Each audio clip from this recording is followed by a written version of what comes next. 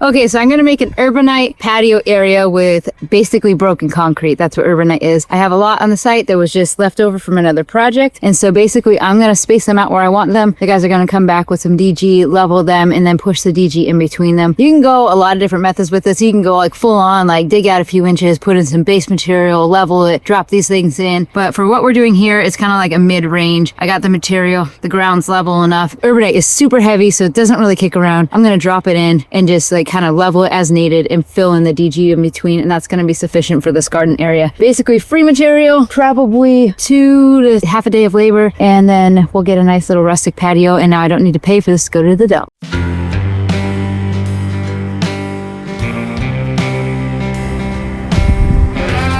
Triangles are your best friend because these fit in all the nooks and crannies. And then when you're looking at your concrete, I'm lucky because these are only about 2.5 inches thick, so they're easier to move than a concrete sidewalk, which is usually 4. But sides, this is the side that was up, this is the side that was down below, and look at all this cool texture it has on it. So when I can, I'm flipping it up this way because it looks more like a flagstone, which is a more expensive material than just my plain broken concrete. Okay, so now that all the Urbanite is laid out, we are going to start just shoveling in some decomposed granite on top. And like I said, we're going to just fill it in the joints and lift them up and level them to each other as we need to.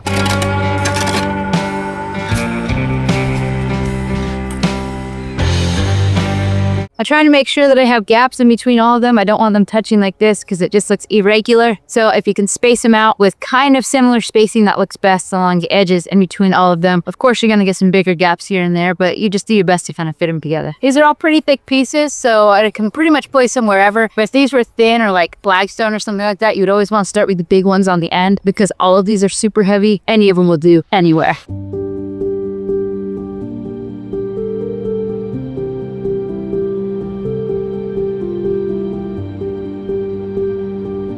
I hope you got something out of this video. Go ahead and ask some questions below. Let me know if you like it by giving me a thumbs up. And if you haven't already, please do subscribe. Banjo and I would appreciate it. Right, Banjo? Have a good day, guys. Ciao!